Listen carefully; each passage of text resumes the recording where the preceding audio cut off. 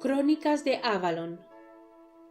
A la reina de las tempestades por su generosa y espléndida hospitalidad, a Merlín por sus enseñanzas y compañerismo, y a ambos por su cariño, a Nimue, amada en mí y por mí por tantas cosas, a Morgana, amado en ella y por ella por todo, a la sacerdotisa que me dio su corazón en otro tiempo y en otro lugar cuando tuve que marchar.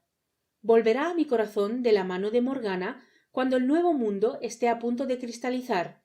Sobre el Tor de Avalon me encontrará. La isla de cristal. Busco la inspiración para estas líneas oteando por el amplio ventanal que configura una de las 4 paredes de idéntico tamaño que conforman mi habitación orientada al este y situada en la planta más alta y noble del castillo de la reina de las tempestades. Contemplo el despertar de la mañana y al sol enamorándola con sus refulgentes atractivos. La luna se resiste a salir del escenario celeste y observa impasible estos devaneos matutinos como pensando para sus adentros, ¿todos los días lo mismo? Al fondo, la inmensidad del océano Atlántico parece embravecerse cuanto más me concentro en su azul intenso. Y cercano, al alcance de la mano, se abre en extensión el multicolor paisaje de Avalon, la isla en la que me dispongo a disfrutar de unas prolongadas vacaciones, medio año sabático, gracias a la invitación de Nimue. Sobre el variado verdor de las lomas, que se suceden de forma raramente armónica hasta perderse en el horizonte, destaca la bella estampa de los manzanos que en enorme número dan aquí durante todo el año sabrosas frutas. Nimue las llama Aval, aunque sus 2 mejores amigas, las también hadas Elaine y Igraine, prefieren denominarlas Aval, remarcando la V y Afal, pronunciando la F entre la F y la V respectivamente. Según me explican, estas diferencias fonéticas obedecen al distinto origen geográfico, cultural e idiomático de cada una de ellas, pues Nimue nació en una ciudadela celta de Finisterre, muy próxima al lugar donde la conocí hace algunos años, Elaine en la Bretaña francesa e Igraine en las costas de Gales. En lo que sí coinciden las 3 es en que el nombre de la isla deriva precisamente de lo otorgado a la fruta y no, como a veces se oye, de la palabra celta Anawin o Anauvin, que significa literalmente reino de hadas, por más que aquí vivan las 3 citadas junto a otras 6 reinas hadas más. Hace ya unos días que llegué a Avalon. No me pregunten exactamente cómo, pero hasta ahora no había tenido un rato de sosiego en el que encender el portátil y meditar como más me gusta, vaciando mi mente de pensamientos en la medida en que me vuelco mi ser en el teclado del ordenador. Sé que soy un privilegiado al poder residir durante unos meses en esta isla, vedada rotundamente a foráneos y escondida a extraños con un mágico velo que simula una densa bruma, curioso disfraz para una tierra tan llena de brillo. Por ello, tengo la intención de redactar y distribuir entre los amigos una especie de crónicas, así las llamaré, crónicas de Avalon, de lo que aquí vea y experimente. Es lo menos que puedo hacer en solidaridad con quienes no comparten mi suerte. Y, en esta primera entrega, he de contar lo más excitante que me ha acontecido hasta ahora, el encuentro con Morgana, la mayor de las mencionadas 9 reinas hadas. Nimue, para que no me dejara engañar por las mentiras que se cuentan sobre Morgana, personificación según algunos del mal, el odio y la venganza, me había hablado tanto de ella que creía que ya la conocía sobradamente. ¡Qué ingenuidad! Estaba en aviso acerca de su belleza ardiente y el deseo, la tentación y la pasión que enciende, pero la realidad de Morgana supera cualquier expectativa. Su cara, moldeada con luz incolora, sus gestos, expresión del equilibrio mismo, sus palabras, precisas y cargadas de plenitud, su porte, ángel de fuego, su risa, imán de alegría, su aura, explosión cósmica, y sus lágrimas, cascada de amor. Sí, sus lágrimas, que la asaltan en cuanto empieza a hablar de su hermanastro Arturo, el célebre y mítico rey, cuyo cuerpo fenecido reposa desde hace 15 siglos en una holgada cama dorada ubicada en medio de la sala del trono del castillo palaciego que Morgana, ella sola, habita. Arturo quedó moribundo en la batalla de Camlan, en el año 537, y casi muerto fue traído a Avalon en un navío pilotado por la propia Morgana, a la que Nimue, la reina de Gales del Norte y la reina de las tierras baldías, acompañaron en la triste travesía. Para que la conociera, Nimue convenció a Morgana de que organizara una cena para un puñado de comensales y me incluyera entre los invitados. Al terminar la sobremesa, me adentré en el salón del trono y me dirigí al lecho donde yace Arturo. Al acercarme, quedé paralizado por una fuerza invisible que me impedía continuar mi aproximación. Desde la distancia que me vi forzado a respetar, contemplé el cuerpo de Arturo, incorrupto y hermoso a pesar de las centurias transcurridas desde su fallecimiento. En un momento dado, Morgana se situó a mi espalda para tomarme luego de la mano y alejarme a un rincón de la estancia, lejos del resto de contertulianos. Me ofreció asiento en un confortable sillón, a la par que ella se dejaba caer en otro contiguo, y, clavando sus ojos en los míos, me dijo: «Querido Emilio, en tu entrecejo es muy visible el tercer ojo, que me indica que eres una persona en la que puedo confiar, y antes de que te enteres por terceros, prefiero contártelo yo». «¿A qué te refieres, Morgana?», le pregunté sorprendido. «A mi hermanastro Arturo y a su enfrentamiento con Mordred, que llevó a la muerte a los dos», afirmó con visible dolor. «¿Mordred?», musité. «¿Nimue no te ha contado nada?», me inquirió a la par que cruzaba las manos sobre su regazo. «No, Morgana, en absoluto», le contesté tranquilo, pues era la verdad. «Lo debí suponer, dada su discreción. Mejor así, que lo sepas por mí». Y tras unos segundos de silencio y respiración profunda, prosiguió: «Lady Igraine fue madre de Arturo y mía. De su primer matrimonio con Gorlois, duque de Cornualles, nací yo, y Arturo de sus segundas nupcias con Uther Pendragon. Nunca nos encontramos antes de ser jóvenes, y cuando lo hicimos no nos reconocimos como hermanastros e increíblemente nos enamoramos apasionadamente, Emilio, locamente». Aunque calló, no pude articular palabra y me limité a hundirme un poco más en mi asiento. Afortunadamente pronto continuó: «De nuestro amor nació un lindo bebé al que pusimos como nombre Mordred, pero cuando Arturo se dio cuenta de que éramos hermanos y nuestro hijo fruto del incesto, perdió la cabeza y quiso asesinarlo». «¡Cielos!», exclamé sin poderlo evitar. Como madre, Emilio, no podía consentirlo y puse al pequeño a salvo en los dominios de mi hermana Morgause. Sin embargo, Arturo ya era otra persona, nada que ver con el hombre honesto y generoso del que me enamoré.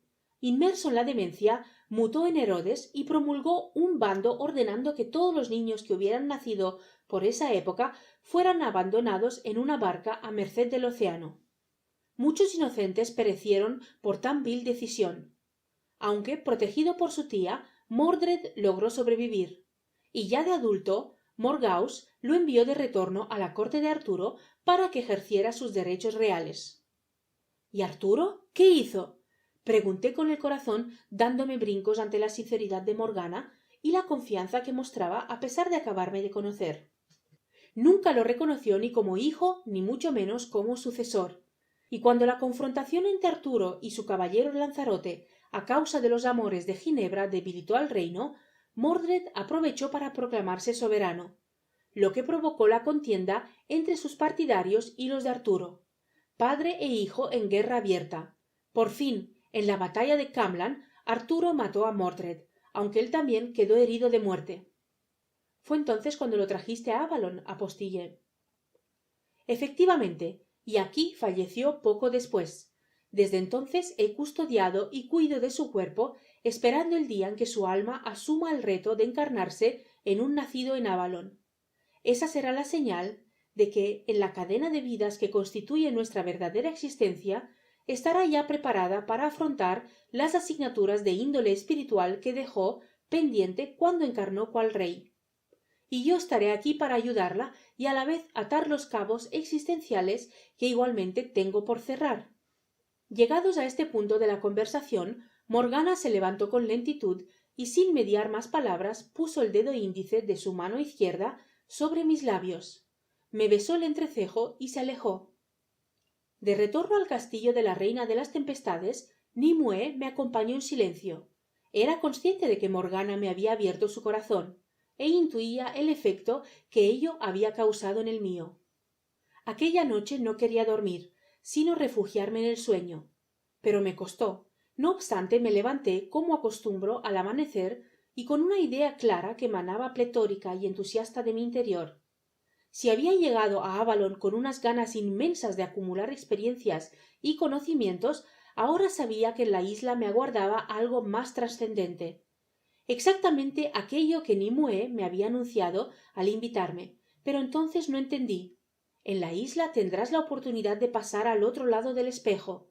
En libertad, Emilio, siempre conforme a tu voluntad, y en libre albedrío. En Avalon podrás cruzar al otro lado del espejo.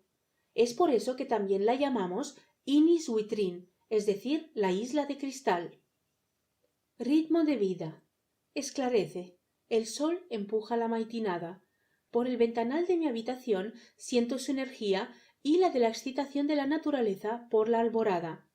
Al repasar la agenda, una nota en ella me recuerda que me corresponde escribiros la segunda crónica desde Avalon, lo que quiere decir, a su vez, que son 30 los días que suma mi estancia en esta singular tierra. ¿30 ya? Imposible, me digo a mí mismo. Pero repaso el calendario y confirmo la veracidad de lo que la agenda reseña. Por más que mi percepción íntima me condujera a pensar que son bastantes menos las fechas en las que llevo disfrutando de la hospitalidad de los pobladores de la isla en general y de la reina de las tempestades y su castillo en particular. En un primer momento he responsabilizado de tal discordancia entre percepción y realidad a la distinta forma de medir el tiempo que se usa en Avalon. Verán cómo nosotros, sus habitantes, utilizan cual parámetro de referencia el intervalo entre dos pasos sucesivos del sol tanto por el mismo meridiano, un día que llaman diurnat, como por el equinoccio medio, por ejemplo, de primavera a primavera, un año trópico 365,24 días que denominan flaudat, pero por lo demás su cuenta del tiempo es muy distinta al no emplear ni el segundo, ni el minuto, ni la hora, ni las semanas, ni los meses. Al diurnat lo dividen en 3 periodos iguales o Wimrod, puede ser traducido como dedicación, equivalente cada uno a 8 horas nuestras. El Wimrod Wid, dedicación al descanso, que abarca la noche cerrada y el amanecer e incluye 2 tiempos de meditación personal, al comienzo y al final del periodo, así como el desayuno. El Wimrod Kager, dedicación al amor, que sucede al anterior y en el que se realizan trabajos al servicio a la comunidad conforme a la vocación y talentos particulares. Cuenta con una interrupción para la comida. Y el Wimrad Agos, dedicación íntima, que ocupa la tercera y última parte del día y se centra en el recogimiento interior, el silencio, la lectura e igualmente el encuentro con los demás. Se produce en torno a la cena, para compartir tanto reflexiones y experiencias como juegos, divertimentos y expresiones artísticas individuales y grupales. A su vez, cada Wimrod se reparte en 4 Gustint, soplo de viento, compuesto cada uno por 1560 Hanandles. Este término significa respiraciones, y tal cifra es, de hecho, las veces que un ser humano normal y en estado sereno reproduce el ciclo inspiración-expiración a lo largo de un Gustint, esto es, durante 2 horas. Y por fin, 91,3 diurnat configuran cada una de las 4 Timrau, estaciones, del Flaudat, empezando a contar cada nueva fase anual en coincidencia con el solsticio de invierno, fecha que, metafóricamente, identifican con el nacimiento del sol. En resumen, esta es la escala de tiempo usada en Avalon. Unidad base, un Hanandles, respiración, 5,62 segundos nuestros. 1560 Hanandles, un Gustint, soplo de viento, 2 horas. 4 Gustint, un Wimrod, dedicación, 8 horas. 3 Wimrod, un diurnat, día, 24 horas. 91,3 diurnat, un Timrau, cada una de las estaciones del año. 4 Timrau, un Flaudat, año 365,24 diurnat o días. Por mi propia vivencia, puedo asegurar que esta forma de medir el tiempo, quizá por tener su soporte primigenio en el lapso de la respiración, provoca la sensación de su mayor duración, razón por la que no es de extrañar que achacara a ello la aludida discordancia. Sin embargo, recapacitando sobre el asunto, he desembocado en una conclusión que ahora que la escribo me resulta obvia. La escala anunciada no es la causa, sino la consecuencia del ritmo de vida que se sigue en Avalon, un ritmo bastante más sosegado y lento, empleando el calificativo de modo no peyorativo, sino descriptivo, del habitual en nuestra sociedad. Esta conclusión me ha hecho rememorar una de las primeras conversaciones que mantuve con Nimue, no mucho después de conocerla. Fue una apacible tarde de otoño, en un pequeño y oculto recoveco de uno de los acantilados que se agrupan en torno al cabo de Finisterre. En soledad esperábamos codo con codo la puesta de sol. Nimue, a propósito de un comentario mío acerca de la paz que impregnaba la ocasión y nos llenaba a nosotros mismos, me dijo con la agudeza que la caracteriza: la civilización, Emilio, a la que perteneces, y la visión que la domina, ensalzan el exceso como ninguna otra cultura lo había hecho antes. Por lo que hemos hablado y por lo que sin necesidad de palabras de ti se desprende, sé que eres plenamente consciente de ello. Pero la mayoría de tus congéneres están cegados por una visión productivista, consumista, vacía de valores y antagónica a cualquier percepción trascendente y espiritual de vuestro ser. Es más, como si fuera lo más normal, en torno al exceso habéis configurado una retórica, algunos pretenden que hasta una épica, amplificada por la publicidad y los medios de comunicación. El exceso, sea en acumular riqueza o en ganar medallas olímpicas, se ha elevado prácticamente a la categoría de heroicidad, y los periódicos y los informativos, por ejemplo, no destacan el quehacer de los verdaderos héroes, que hay muchos, multitud de hombres y mujeres por todo el planeta y en los más diversos contextos, sino el éxito del triunfador, que suele ser un señor o señora que aporta mucho a sí mismo y casi nada a los demás.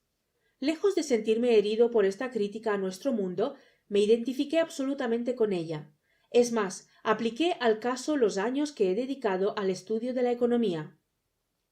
Tienes toda la razón, Nimue, y el sistema económico tiene mucho que ver con lo que señalas. La economía, mundo, lo contamina todo con su aroma mercantilista y sus reglas del comercio sin alma. Poco importa el verdadero valor de las cosas. Su valor intrínseco o de uso, y de todo se reduce a su precio. Su valor de cambio, y a menudo especulativo, es una auténtica subversión del orden natural de valores. Pero no te quedes ahí, me interrumpió. Lo más grave es que para conseguir que las personas asuman tal subversión, se promueve un modelo de vida que mira siempre al mañana, a lo que pueda deparar el futuro, jamás al presente. El objetivo es claro, que al colocar la mirada en un futuro virtual y frecuentemente quimérico, no observéis la realidad tal cual es. Todo os alienta a plantearos constantemente metas y retos para el mañana, sin capacidad de crítica, sin saber de verdad si son vuestros o impuestos por otros, sin miraros nunca al espejo de hoy, de lo real. Igualmente, se os anima a transgredir límites y fronteras en un contexto de culto a la velocidad, y a esto se le llama disfrutar la vida, a costa de lo que sea, incluso de vosotros mismos y vuestra auténtica identidad, y sin conocer por qué y para qué. Efectivamente, ahora fui yo el que corté su exposición. De este modo se nos llena la mente de ruido, del ajetreo incesante provocado por un mundo en progreso, en avance, aunque nadie sepa bien hacia dónde. Todo vale, en definitiva, con tal de que no tengamos la mente limpia, quieta, que es lo que nos permitiría conectar con nuestra dimensión profunda, nuestro yo verdadero. Apartando un momento mi atención del horizonte, giré la cabeza y contemplé la corta melena trigueña de Nimue, que daba la sensación de querer volar siguiendo los impulsos del viento que nos regalaba en abundancia el océano. Estaba a punto de acariciar sus cabellos, que asemejaban finos hilos dorados empeñados en jugar entre sí, cuando torció hacia mí su torso para continuar la conversación. Y casi nadie se sorprende por tanto dislate, aunque paradójicamente os escandalicéis cotidianamente ante los nocivos efectos e impactos individuales y colectivos de tanta proclama aparentemente rompedora. Os habéis acostumbrado al cómodo ejercicio de seguir la corriente, transitando por la vía rápida de los extremos y renunciando a lo que Aristóteles definió y defendió como el justo medio, in media virtus, lugar de excelencia, según él, para la ética y la razón. De esta forma, el equilibrio está quedando fuera del alcance de cada persona y de vuestra sociedad. In media virtus, repetí mecánicamente, a la par que veía como el astro rey le faltaba poco para zambullirse en las aguas atlánticas. En última instancia, la elección no es entre felicidad o no, afirmó Nimue acelerando sus palabras como si quisiera completar sus razonamientos antes de que el sol se despidiera esta mañana. Todo el mundo, sin excepción, quiere ser feliz. La clave radica en lo que se entiende por felicidad, y aquí sí que hay que optar entre un modelo de felicidad ajeno a nosotros, impuesto, como os pasa a vosotros, por la visión y sistema dominantes, y la felicidad tal como la vemos y percibimos honesta, sincera y conscientemente desde nuestro interior. La experiencia de los triunfadores, de los rompedores y de los que se aplican un modelo de felicidad ajeno a ellos mismos, indica con rotundidad lo que espera al final de este camino: frustración, insatisfacción, nostalgia sin objeto, estrés, depresión, vacío. Y la de los que han optado por el in media virtus también es contundente: felicidad equilibrada, duradera, armoniosa y hasta contagiosa. Y aunque es difícil transitar por el sendero del medio cuando la sociedad nos impone un ritmo frenético, dije con convicción, son muchas las personas que se han percatado del desatino y comienzan a intentarlo. Yo también lo procuro cada día. La plenitud del ocaso nos absorbió. Nimue tomó mis manos y las acurrucó entre las suyas. El sol se sumergió en el horizonte, incendiándolo con tal vigor que parecía que todo el océano no sería suficiente para apagar el fuego que había provocado. El espectáculo sobrecogía por su belleza, y sus influjos energéticos nos mantuvieron en silencio un buen rato, hasta que comenzó a bajar el telón de las estrellas. En aquellos instantes me sentí radicalmente libre, incorpóreo, con la mente callada, sin pensamiento alguno, gozando por existir, ni más ni menos, sin nada que enturbiara la simple y honda sensación de ser. Soy y soy por siempre. Esto era lo único que emanaba de mi interior, pero no en forma de ideas o conceptos, sino como luz. Una luz que brotaba de mi pecho, me rodeaba de los pies a la cabeza y se lanzaba a continuación hacia cuanto me rodeaba. También hacia Nimue. La busqué con la mirada, y aquella fue la primera vez que asistí a lo que le sucede a las hadas cuando contemplan la puesta de sol. Nimue tardó en recuperar su configuración física. Sus ojos verdes de aceituna fueron lo que antes se materializó en medio de la gran bola de luz esplendorosamente blanca en la que se había transformado. Posteriormente, sin prisa alguna, todo su cuerpo fue reapareciendo, trozo a trozo, trazo a trazo, como si su hermosa estampa fuera surgiendo del pincel tocado al óleo de un invisible e inspirado pintor. Completada la obra como si tal cosa, me sonrió, y sonrojada por haber desnudado su esencia en mi presencia, retomó la conversación que habíamos dejado atrás. Algún día tienes que venir conmigo a Avalon. Comprobarás que es perfectamente posible vivir con un ritmo de vida distinto. En la isla prima la moderación y el sentido común en la delimitación y cobertura de nuestras necesidades. Se paladean las pequeñas cosas y los detalles con alto valor de uso, pero bajo valor de cambio. Se buscan y hallan espacios para el encuentro interior y experiencias de silencio. Se constata que la transformación interior es la llave del cambio social y que se precisan ojos nuevos para lograr un mundo nuevo. Se incrementa el compromiso con la naturaleza y la madre tierra, nuestro hogar, y se disfruta por compartir con los demás y practicar el amor incondicional incluso hacia el que en un momento dado nos hace daño. Sabemos, Emilio, que el amor contra resistencia es la gran enseñanza que nos corresponde en un planeta, auténtico ser consciente, que se ha vestido de dualismos para propiciar nuestro aprendizaje, para que unamos el polo positivo con el negativo y la luz se haga en nosotros, iluminando a la par la creación. Tienes que venir conmigo a Avalon. Aquellas palabras me parecieron entonces puramente protocolarias, pues no podía imaginar que la isla me abriera sus secretos.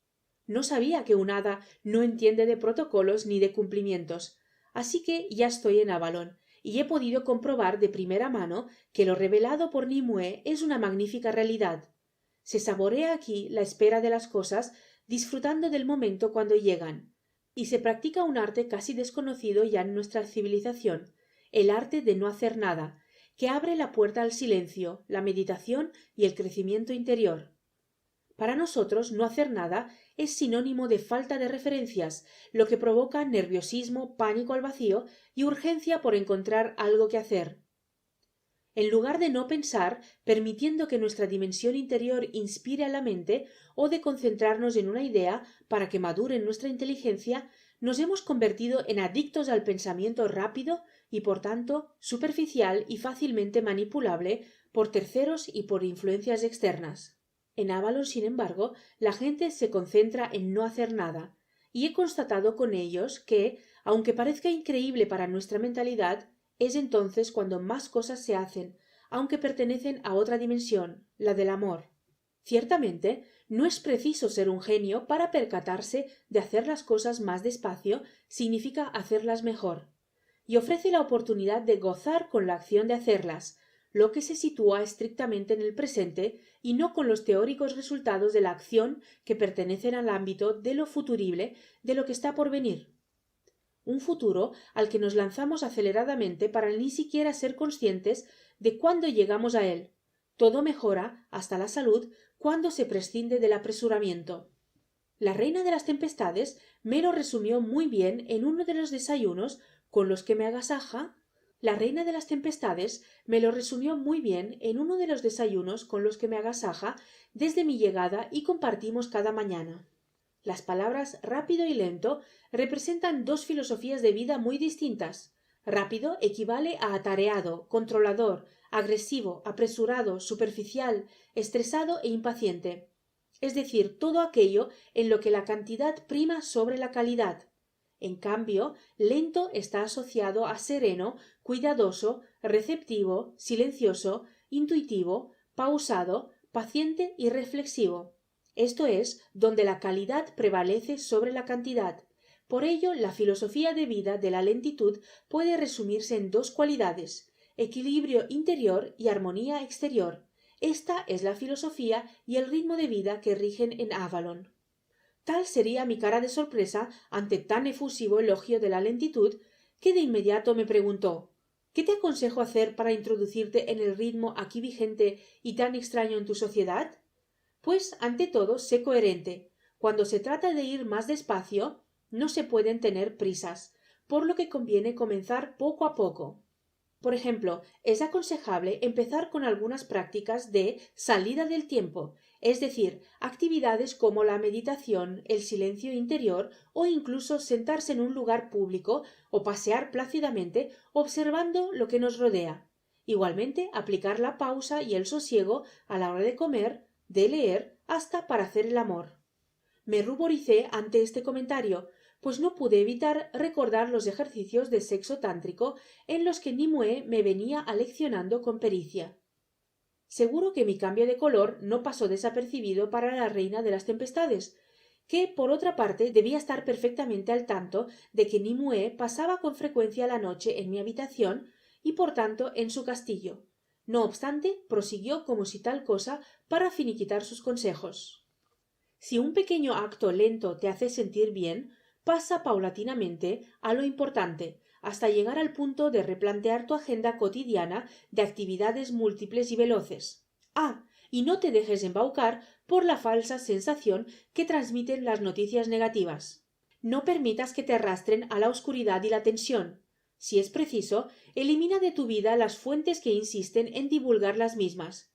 En el planeta y en tu cotidianidad ocurren muchísimas más cosas positivas que negativas. Concéntrate en las positivas para aumentar su impacto en tu interior y en el mundo exterior. Te harás un favor a ti mismo y también a la Madre Tierra.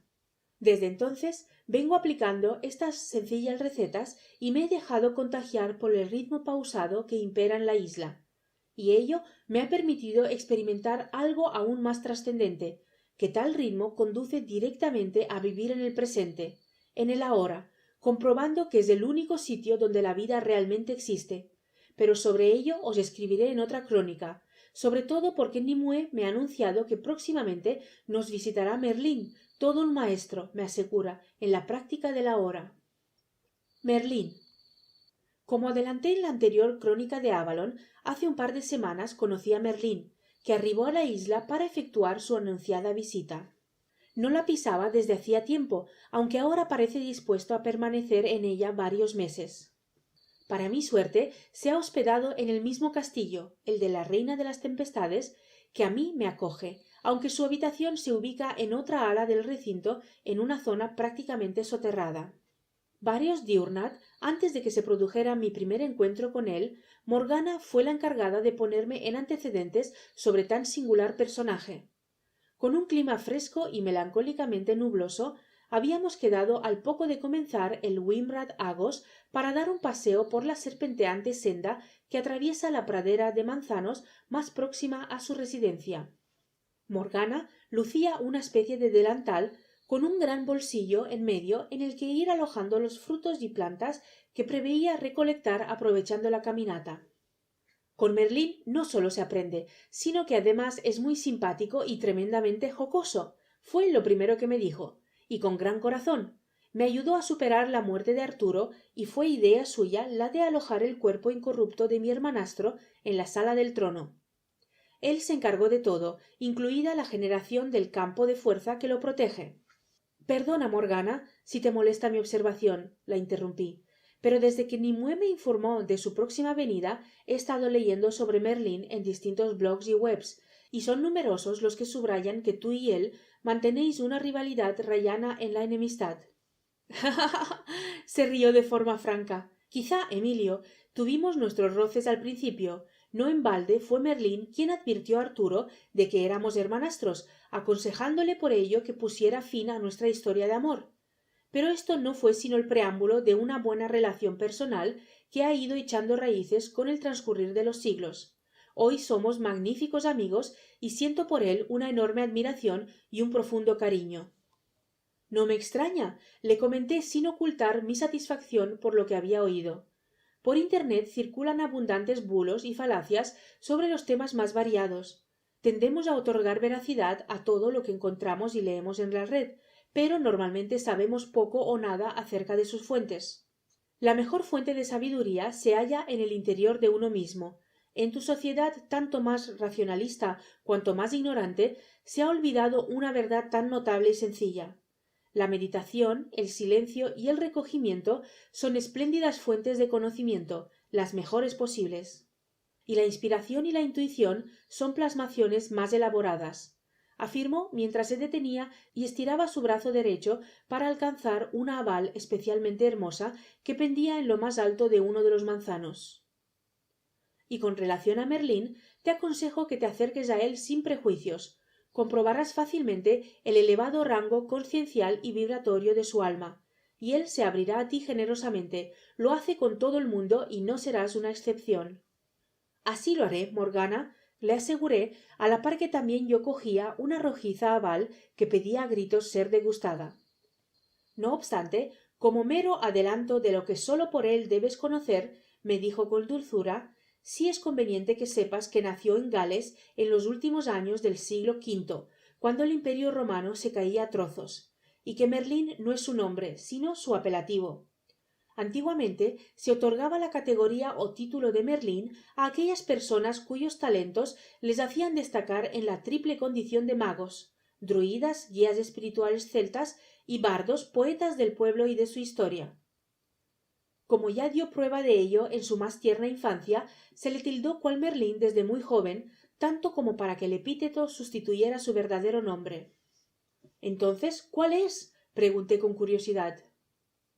Emrys Pendragon, me contestó sabiendo perfectamente que no me pasaría inadvertida la trascendencia del dato. ¿Pendragon? ¿El mismo apellido que Arturo? La interrogué expectante.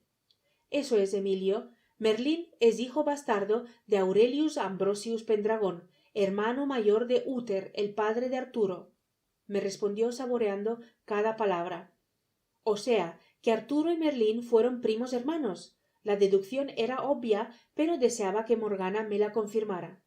Exactamente, aseveró aparentando seriedad, aunque bien sentía yo que se estaba regocijando interiormente al constatar la cadena de reacciones mentales que había provocado en mi cerebro. ¿Hay algo más, Morgana, que deba saber sobre Merlín antes de encontrarme con él personalmente?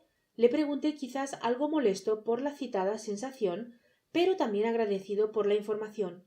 Morgana pareció pensárselo antes de contestar. Solo dos cosas de las que has de ser consciente. Por un lado, de la colosal envergadura de sus poderes, y por otro, de una vetusta herida que aún sangra en su corazón. Sobre lo primero, lee la novela medieval Lanzarote y Ginebra. La escribió alguien que trató estrechamente a Merlín y la puedes localizar en una biblioteca de la Reina de las Tempestades. En cuanto a lo segundo, Nimue te dará detalles antes de que Merlín se presente en Avalon. Al regresar al castillo en el que me alojo, me apresuré a buscar la novela en la biblioteca. Gracias a que está perfectamente ordenada y clasificada, la hallé sin dificultad. Aquella misma noche la devoré con fruición. De entre todas sus páginas subrayé este párrafo relativo a Merlín y sus poderes. Conocía la esencia de todas las cosas, su transformación y su renovación, el secreto del sol y de la luna, las leyes que rigen el curso de las estrellas en el firmamento, las imágenes mágicas de las nubes y el aire, los misterios del mar.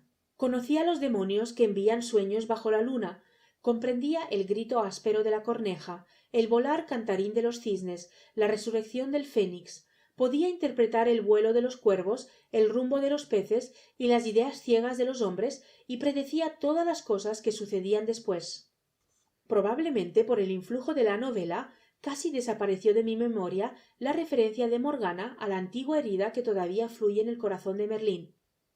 Pero como también ella había vaticinado, Nimue se encargó de recordármelo. Fue la noche antes de que Merlín apareciera en la isla. Habíamos pasado la tarde en su casa, una coqueta villa campestre ubicada en el sur de la isla. Tras cenar, disfrutábamos del calor de la chimenea que preside el salón principal. No sé cómo la conversación derivó en ello, pero en un momento dado Nimue me besó con fuerza e inició su confesión. Mañana conocerás a Merlín. Estoy convencida de que congeniaréis perfectamente. Es un ser de luz como tú. No obstante, quizás al comienzo le cueste asumir tu relación conmigo. La miré sorprendido. Iba a decir algo, pero con gesto me pidió que no la interrumpiera.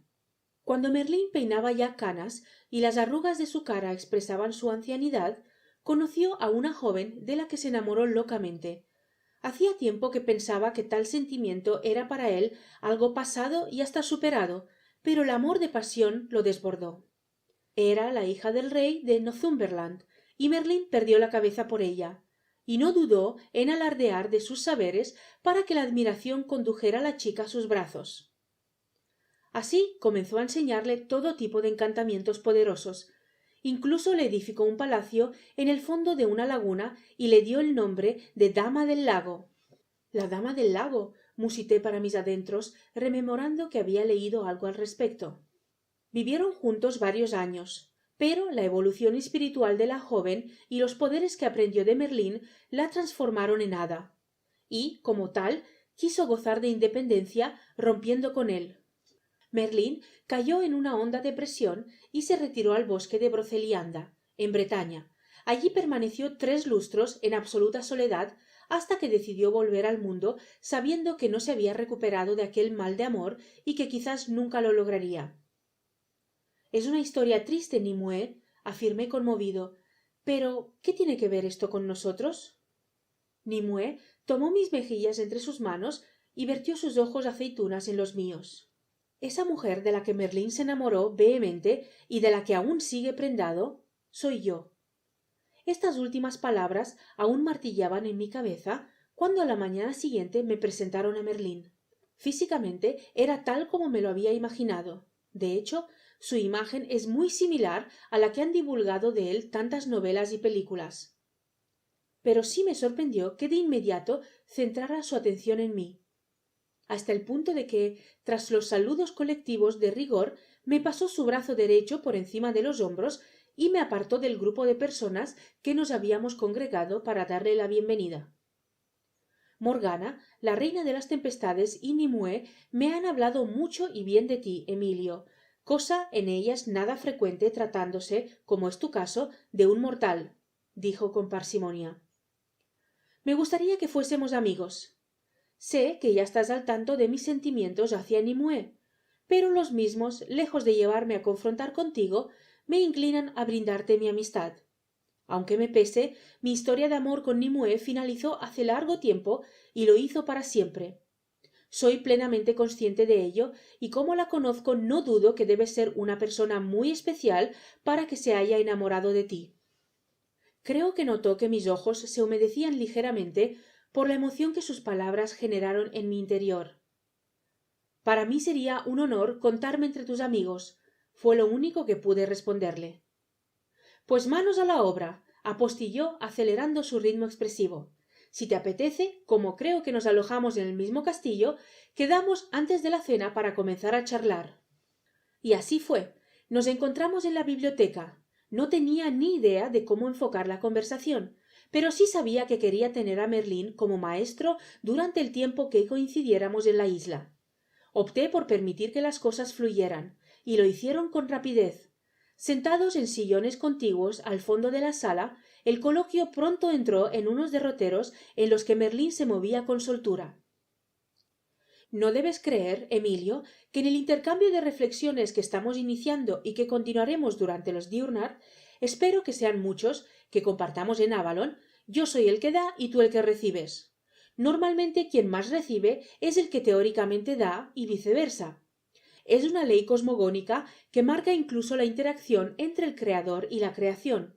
Somos lo que damos es lo que recibimos construye lo que somos, y vuelta a empezar en un momento presente continuo en el que lo eterno se desenvuelve. Procuraré no olvidarlo, Merlín. Me detuve unos segundos para mirarlo fijamente, pues quería que constatase que mis palabras no eran protocolarias. Aunque te confieso que me costará trabajo interiorizar una relación de igualdad. Eres todo un maestro. No te regalo los oídos, es la verdad. Experiencias y sabiduría se acumulan en ti con plenitud y abundancia.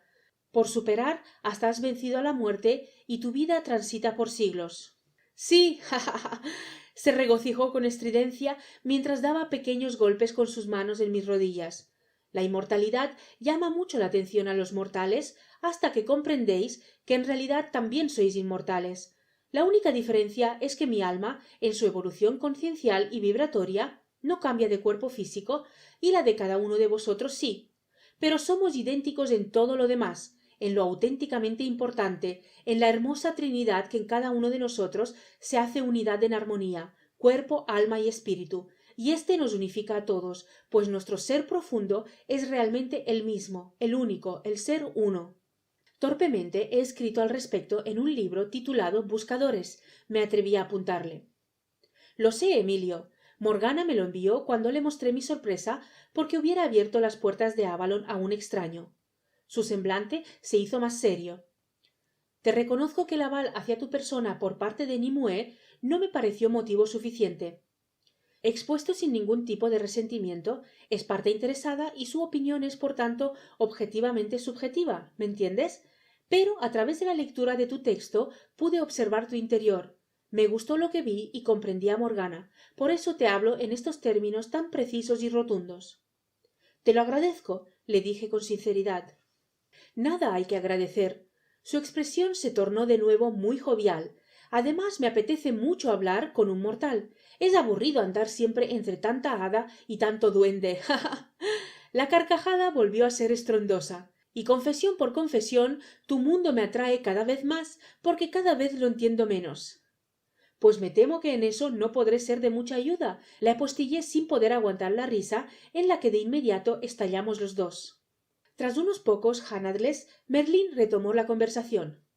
Estoy estupefacto, no te exagero por el estado de volatilidad que ha alcanzado vuestra sociedad sin valores sólidos, donde lo que eran nexos potentes se han convertido en lazos provisionales y frágiles, y en la que la incertidumbre, por la vertiginosa rapidez de los cambios, ha debilitado los vínculos humanos. Tus palabras describen lo que algunos pensadores contemporáneos han denominado la sociedad líquida. ¿Has oído hablar al respecto? Al negármelo con la cabeza, prolongué mi reflexión. Es un concepto no demasiado divulgado. Su origen se halla en las aportaciones del sociólogo polaco Zygmunt Bauman. Él es el autor de la llamada modernidad líquida y, por extensión, de la citada noción de sociedad líquida. Sus reflexiones y conclusiones son muy notables para entender los tiempos de cambio y de red en los que andamos metidos. Particularmente, para comprender este concepto, el de red, más allá de su trasfondo tecnológico, ahondando en sus implicaciones en la sociedad contemporánea y la vida de la gente.